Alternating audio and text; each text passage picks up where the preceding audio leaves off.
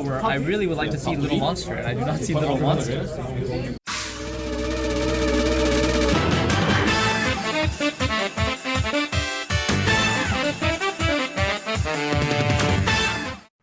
Hey everyone, this is Curb, and I bring you another standard match. Today we have Ava on the left, being piloted by who else but Steven from Bok to Bok Gaming, and on the right we do have Prison, being piloted by Kiwei, who is a regular at most of our locals. So we do actually have Prison going up first. We're going to see the, of course, riding into the, what is her name, Prasadi Blue or something, adding the Prison, and then of course just going to tap the Vanguard in order to Soul Charge 3. Very typical. I think Prison is in a much better situation just going first. I mean, you do have to wait till turn 4 to get to your Seraph Snow with the security upgrader, but still, you kind of just get a little bit of free advantage, although, like, it's not that big of a deal to call a rear guard and then, like, rest it for the Prison, but, I feel like you still prefer to go first and just, like, get the free rest without having to commit anything to board. So, passing over to Ava, which historically has kind of been a rough matchup for Prison, and Ava being like the biggest deck in the meta was kind of the reason why Prison did fall off all that time ago, and has been kind of like fallen off until it literally got its new support in set 2, just because it interacts very poorly with a lot of Ava's cards. So we'll have to see how that plays out in this match. Can Prison overcome this kind of disadvantage? This is a disadvantageous matchup, or can it actually just recover? But anyways, we do see some of the new cards that are put into Ava.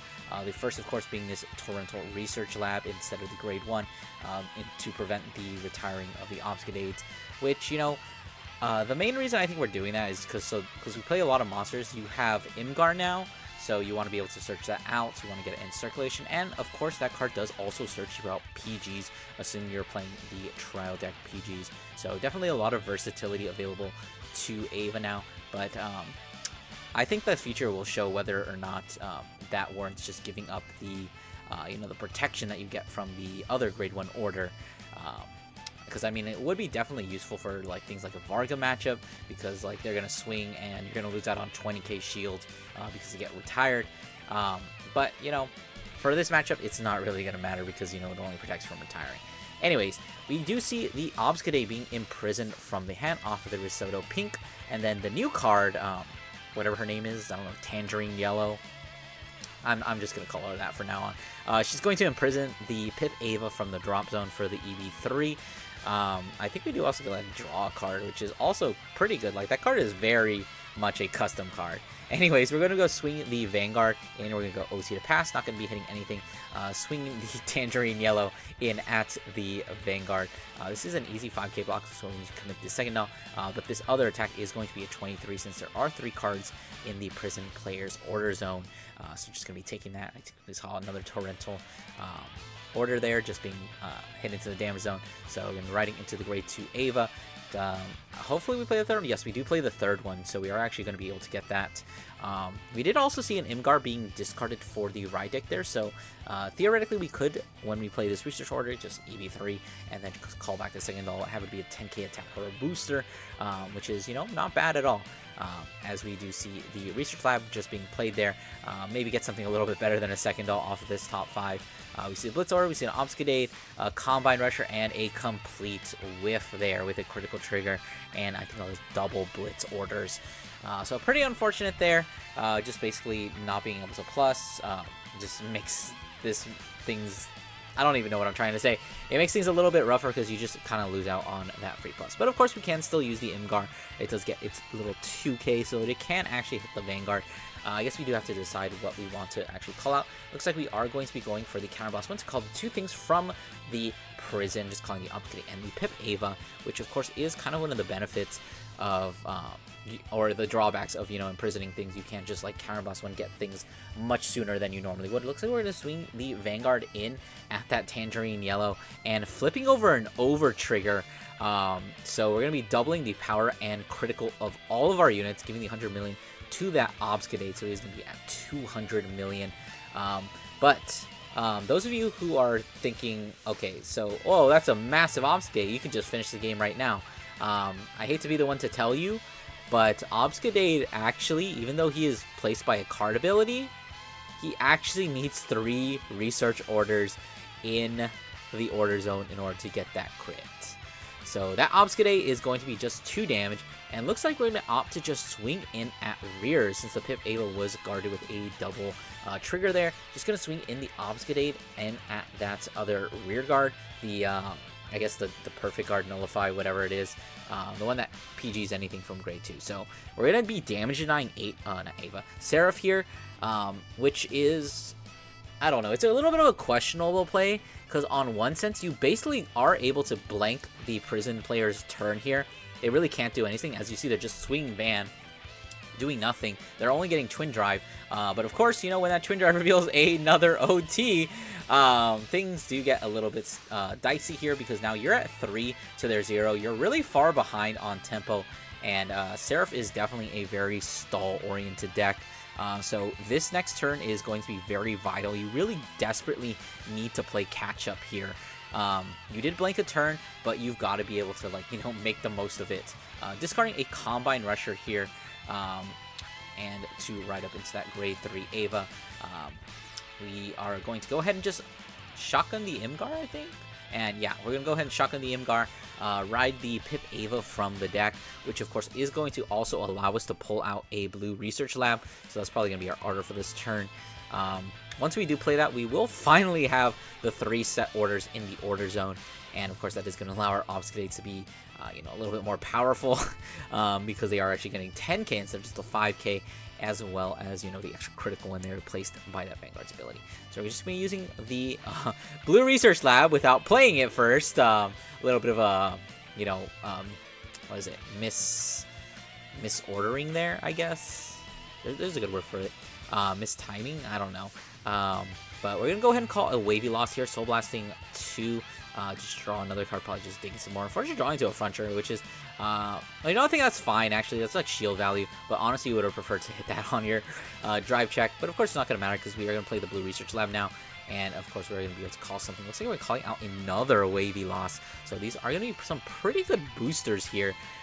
So we have pretty decent numbers, but I think, like, the problem is we don't really have enough damage on board currently to, like, you know, actually push enough to the point, because I think with the way things currently are, you do kind of have to, like, get your opponent to 4 this turn if you really want to catch up in tempo, because you are already at 3.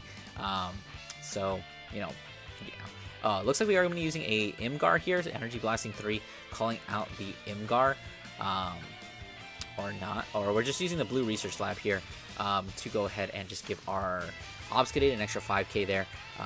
And we've got this first swing, which is unfortunately just 13, so really not great. Thankfully, it doesn't hit into a defensive, so we're going to go ahead and swing the Pip Ava, binding old Ava, and then calling out the Obfuscate, going for an 18k, which is also not great. Like, it's okay on a Vanguard swing, because that means that if they wanted to pass it, they have to commit 20k shield, which, you know, is still a front trigger. But honestly, if you're ever playing against Ava, the important thing to know is that the Vanguard swing is almost always the safest to take, because, like, a lot of the times the Obfuscates are going to swing with crits, so you're better off just, like, taking the Vanguard swing, which looks like we are going to be doing that, drive checking into a front trigger, which is definitely going to be helping us out. We're going to take 1 damage at defensive, and accidentally taking a 2nd damage there, which, you know, it was a front trigger, not a crit, so you do only take the 1 damage. But still, that being said, it is still going to be pretty big. This Obfuscate is going to swing for 51. This other Obfuscate also swing for 51. And we see double heal triggers being hit, or not double. Yeah, double heal triggers being hit into the damage zone there. But only one of them is actually going to proc, because the other one was the 3rd damage. Looks like we're hard riding the Pure Light from hand. I'm going to be Soul Blasting the Seraph, and then imprisoning 2 parts. 2 from the board, 1 from the soul, because we do only have the Pip Ava left in the soul. So definitely calling those Wavy Losses really helped in the sense of, you know, just emptying out our soul, just because, you know, Prison started this turn with 0 cards in prison, so they have to be able to imprison 10 cards, and we are halfway there considering that we managed to get 5 just from running the Seraph Pure Light all on its own. We see the what is their name? Lifeful Royale? Where did these cards have such stupid names? Anyways, imprisoning the other Obscade, you know, just losing out on another 10k shield there. Not sure if we should have imprisoned, like, you know, the wave we lost. In hindsight, it might not matter because it's totally possible that Prison has access to imprisoning the whole board. But currently, they are sitting at 6, so they are going to be needing a few more. So it looks like we are going to be getting a Cuff Spring off the skill of that Royar, which is going to be forcing an imprisoning from hand. That's going to put us at 7. Then imprison and draw another card. This is just going to be shuffling the deck there. We still do need a way to get 3 more into prison. Looks like we do have the Tangerine Yellow to imprison something from the drops. We're just going to imprison that second though. That gets us to 8. We still do need 2 more in order to get to that magic number of 10 in prison, giving the front row the 25k and the you know, the extra credit. Calling another Tangerine Yellow here. Energy blasting the 3, putting a Combine Rusher into the prison. That's going to put us to 9, and of course drawing the card. But you do have to realize that at the same time, Prison is going pretty minus. You see only 3 cards in hand.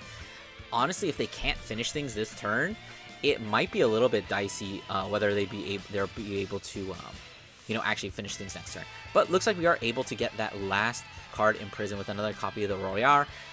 Just going to counter blasting one, calling another thing, just deck thinning here, calling the Blitz Mechanic or the Blitz Assistant, whatever her name is, behind the Vanguard. It's the same thing. They're both 13k boosters, but that does also mean that on the clapback you do have the access to Soul Blasting 2 to draw 2 cards. We only have 1 spare counterblast, so this is technically just a 4-attack turn. We can't attack with both of the Tangerine Yellows, but we know everything's getting plus 25k, so these are very scary swings, especially with this 23k column. Boosted up by 25 is 48, a very magic number. That's like 40k shield just to block it. We do have 2 fronts, so it is physically feasible, but of course the problem with that is, you know, you can only take 1 of these swings, and you know, we've got 4 swings here. This one is also pretty powerful. Honestly, maybe the thing we do is take this one, hope for some defensives, and, you know, if we get those defensive, a lot more of these attacks just become that much more manageable. But then again, if we take this attack and we whiff on, like, any defensives, then things get really, really dicey, because now you have 0 leeway and you have to guard, like, 3 more attacks. So it looks like we are going to be going for that. Damage checking 2 blanks. So that is deeply unfortunate for Ava there, as we do see the Vanguard swinging, giving an extra 10k to both the columns, counterblasting one to restand the one that just attacked, and the Vanguard swinging for 51. So we do have the PG there, but unfortunately, I think we're going to need more than 1 PG to actually fully survive this turn, because you cannot take a single one of these attacks. Going to be drive checking 3 times, a PG, a Blitz Mechanic, and another critical trigger. So things are just going from bad to worse. As we're swinging this 55 here, that other column probably, if my calculation is correct, should be around 58. So we can guard this one, but this 58 is just going to be too much, and that is going to be the end of the match. So I hope you guys enjoyed. Don't forget to do those 2 things, like, comment, subscribe, and I'll see you guys in the next one.